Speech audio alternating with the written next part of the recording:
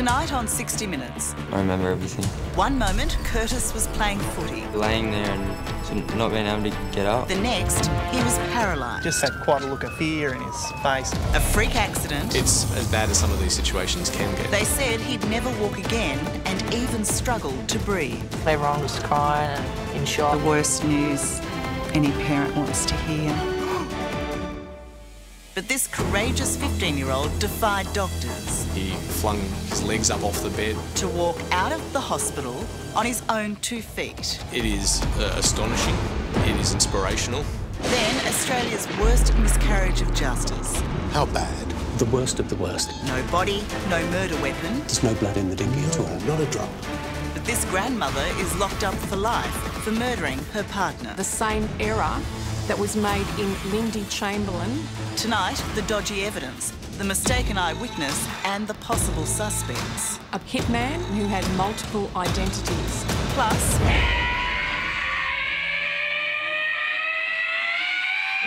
what's that, Jimmy? Rock and roll's greatest love story. And there across the room was the most beautiful girl I've ever seen in my life. Yeah, I didn't even know who they were. Oh, come on. They look a bit grubby. Jane and Jimmy. He's my prince, there's no doubt. How lucky am I, eh? And at home with the Barneses. Run me through the family tree. All right, it goes Megan now, and then me, then Amanda. The good times of the rock and roll legend.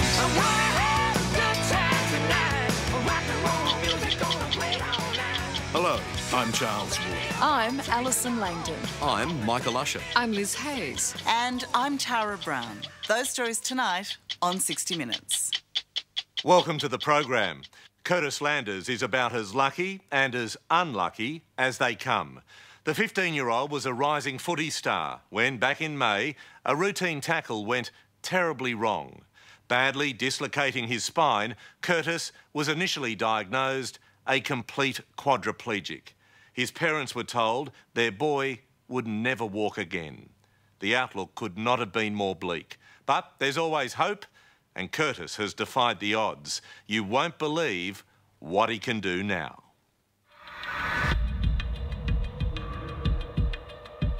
Hello, Ron O'Shaw. This is the doctor on Westpac 1. We're bringing you a 15-year-old boy who's been involved in a rugby tackle injury. Our ETA to you is 25 minutes. On the 24th of May this year, Kevin and Marie Landers were confronted with devastating news. It's like a bad dream, wasn't it? That you just wanted to wake up and it wasn't real. She said he'll get 50% more use of his limbs than what he's got now. And I said 50% chance of walking, and she said, no, nothing like that. His spine badly dislocated during a tackle playing under-15s rugby league. The outlook for young Curtis Landers was grim. He was a 15-year-old who was facing life as a quadriplegic in a wheelchair, and we weren't even sure if he would start breathing on his own. That's pretty stark, isn't it? It's about as bad as some of these situations can get.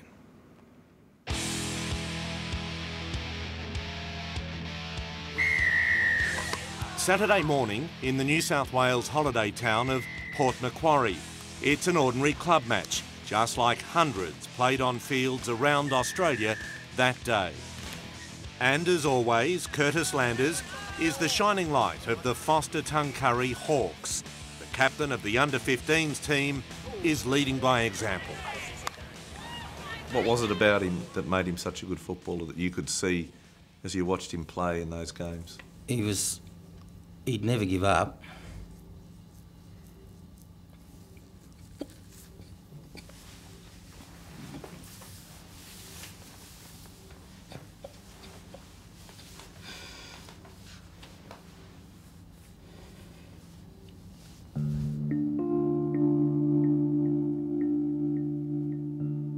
Do you remember the day of the game? Yeah, I remember it clearly. I remember everything. Curtis made a seemingly innocuous tackle, blink, and you'd miss it. But that tackle would change his life forever.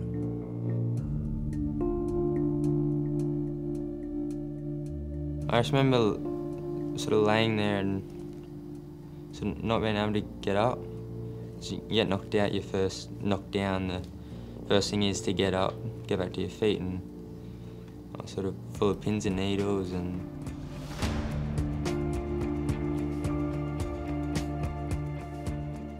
I think I just sort of tried to just get up how you usually would, and one of my mates said, "Are you all right?" And I was like, "Oh, no, I don't think I'm right." And take a deep breath.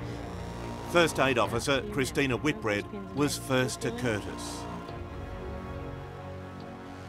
Kurt was saying, I can't feel, I can't move my legs. So I forgot all other things that you're supposed to do, and I just got him and held his neck and said, "You're not to move, and I want you just to stay still and concentrate on your breathing."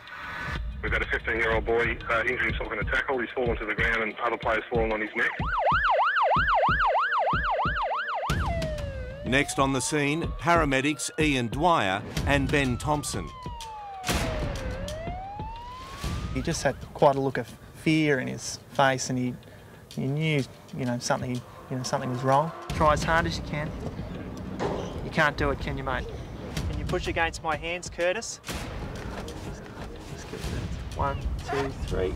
I was at work and my boss's phone rang, and it was Kevin, and he just was crying. He said, "Something's happened, something bad," and yeah, certainly the worst news any parent wants to hear.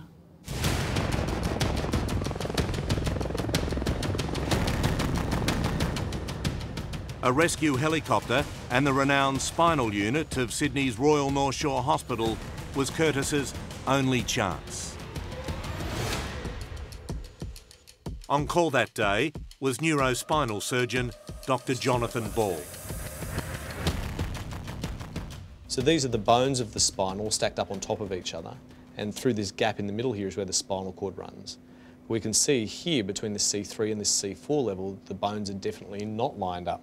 The one is sitting in front of the other, and that's the dislocation of the spine. And as the surgeon, you need to get in there and realign them and then hope for the best, is that right? So we came through the front of the neck till we got to the spine, and we then manipulate those bones back into place.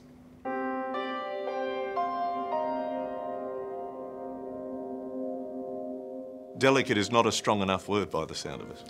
There's an element of being delicate about it because you are operating around the spinal cord, but there's a fair bit of force that pushes that bone to dislocate, and it requires a fair amount of force sometimes to get it back. And so there's a balance between being forceful with the bones, but respecting that you're trying to protect the spinal cord at the same time.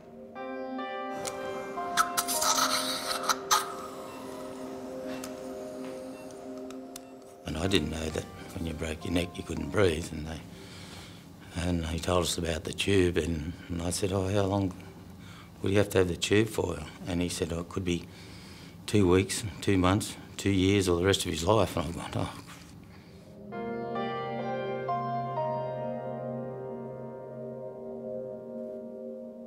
What was your gut feeling, Jonathan, about Curtis? My gut feeling was that this is a bad injury and that the chances of him recovering at that point in time were very low. And the chances of him actually walking again? As a complete quadriplegic, the chances of walking again is in the order of less than 2 or 3%.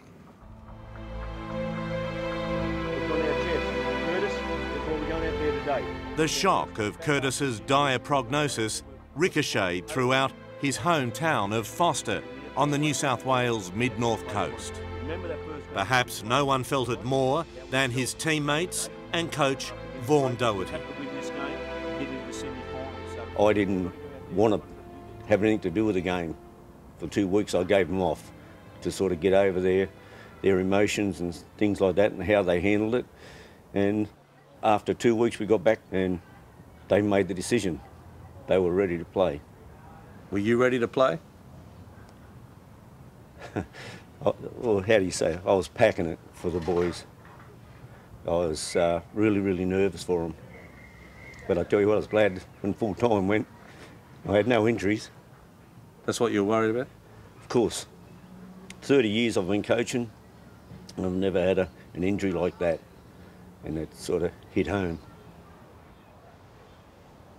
The first few weeks it was quite emotional. Everyone was crying and in shock and couldn't focus on anything. Just kept thinking about him. What have you learned about your mates? Just how close we are together, I guess. Just how everyone's matured over the past few weeks from it. Because it's a big experience that not many people have in their lifetime.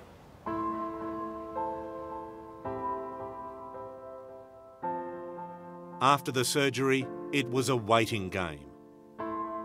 For Curtis, for his family, his community and Dr. Ball. I saw very little improvement for the first few days.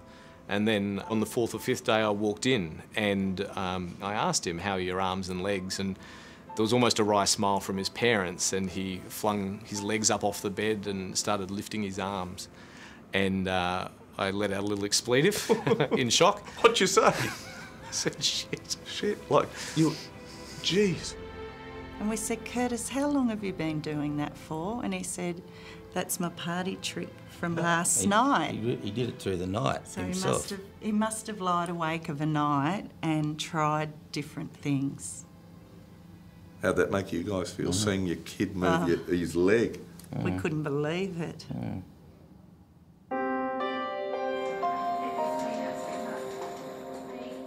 Curtis still had a long way to go, but he wouldn't be on his own. $500 in one, thank you. $500 a bit it is. To go down to Sydney, go to the show. $550. The whole community was by his side. We have raised just over $250,000. You obviously know what sort of young man we're talking about, and I want to thank all you people for coming here tonight. So we're going to do 10 reps. Meanwhile, Curtis was moved to Sydney's Children's Hospital at Westmead for the next stage in his rehabilitation. You okay? But with spinal injuries, you never know where the recovery will plateau. If we think of the spinal cord as like a piece of fibre optic cable, it looks like a cable, but we know inside there's a whole lot of filaments that take the light signals from one end to the other. And if I was to really bend it, I could actually snap the fibres on the inside. It still looks like a cable, but we don't know whether the light fibres are actually going to conduct the signals through. Incredibly, the signals have been getting through. And step by step, Curtis has been building up to this moment. Just watch that foot blade on the left. The wonder of putting one foot after the other. In his mind, it was never a matter of if, but when.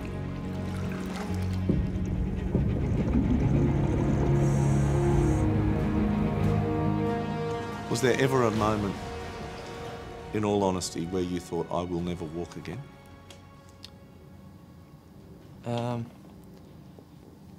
Not really. I sort of just, I don't know. I was planning to play this season again, so walking wasn't a worry. More a worry for Mum and Dad, I think. Yeah. Big worry. Not giving it. Not giving it. From day one, he's treated every physio session like footy training. And in just a few short months, his progress is beyond astonishing.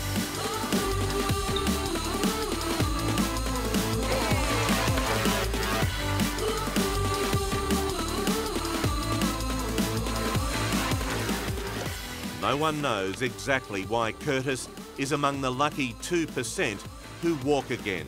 But there's no doubt that everyone involved that day did exactly the right thing. Let me tell you that Dr. Jonathon Ball, who operated on Curtis, said your response to his injury was really important in this great outcome.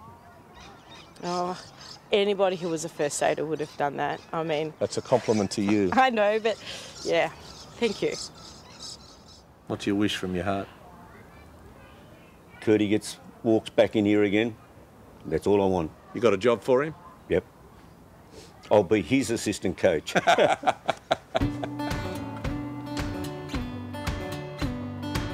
he is. I was running father. Look at that. G'day, Curtis. How are you?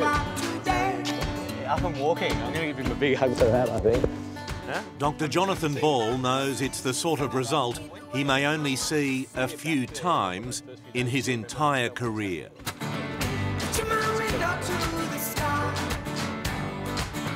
It is astonishing. It is inspirational.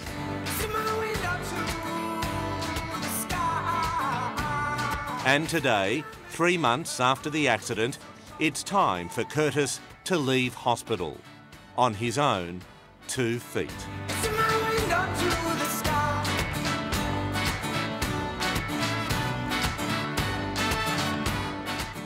Across all neurosurgical operations, there's a handful of patients who I remember, who are those people who keep you doing what you do. And he's in that handful of patients who are the inspiration to keep on doing what I do.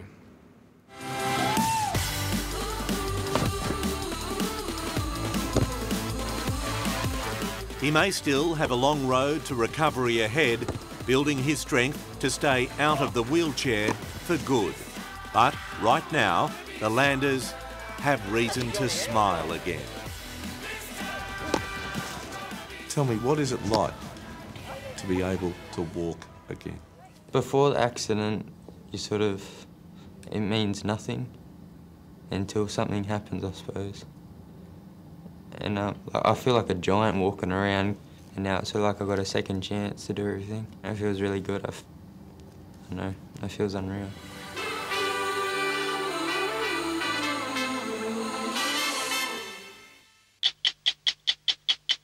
Coming up... Bob missing, presumed dead. We've never been involved in anything like this. This grandmother is serving life for murdering her partner. There's no body, there's no murder weapon. Now the prosecution case is in tatters. We're seeing the same error that was made in Lindy Chamberlain. Australia's worst miscarriage of justice. This is the worst of the worst. That's next on 60 Minutes.